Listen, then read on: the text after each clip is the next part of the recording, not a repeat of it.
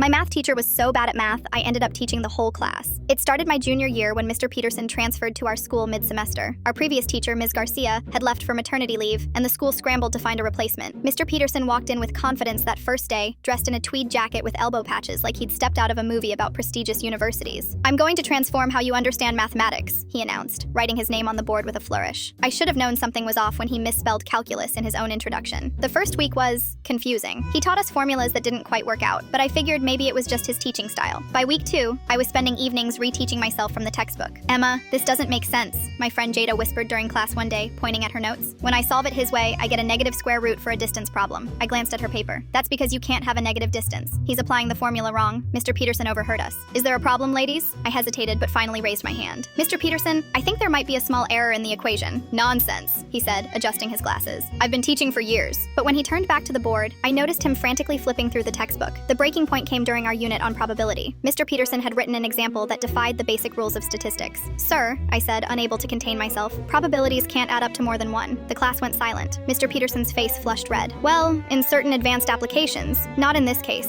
I countered, heart pounding. "This is a standard distribution problem." He stared at me, then at the board, then back at me. "Perhaps you'd like to explain it to the class then?" I thought he was being sarcastic, but he stepped aside and handed me the marker. 27 pairs of eyes watched as I walked to the front. Taking a deep breath, I broke down the problem step by step, explaining where the mistake happened. When I finished, Tyler from the back row slow clapped, and others joined in. Mr. Peterson looked simultaneously relieved and humiliated. After class, I expected detention. Instead, he asked me to stay behind. "Emma, I'm going to be honest with you," he said, voice low. "My degree is in English literature. The principal was desperate, and I needed the job." My jaw dropped. "But this is advanced placement calculus. I've been staying one lesson ahead of you all, learning from the textbook each night," he sighed, "and clearly failing." I should have been angry, but instead, I felt a strange mix of pity and opportunity. "I could help," I offered. That began our unusual arrangement. Each evening, we'd meet in his classroom where I'd explain the next day's concepts. During class, he'd teach while I quietly corrected any mistakes. For complex topics, he'd casually say, "Emma, would you mind demonstrating this approach?" As if it were planned. The strangest part? Our class's test scores went up, way up. Mr. Peterson was actually a good teacher. He just didn't understand the material himself. When Ms. Garcia returned the following semester, she was impressed by how much we'd learned. Years later, I ran into Mr. Peterson at a coffee shop. He'd gone back to school for a math degree. "You know," he said, stirring his coffee, "you're the reason I decided to learn math properly. That semester taught me more than just equations. It showed me how teaching and learning can happen in unexpected directions."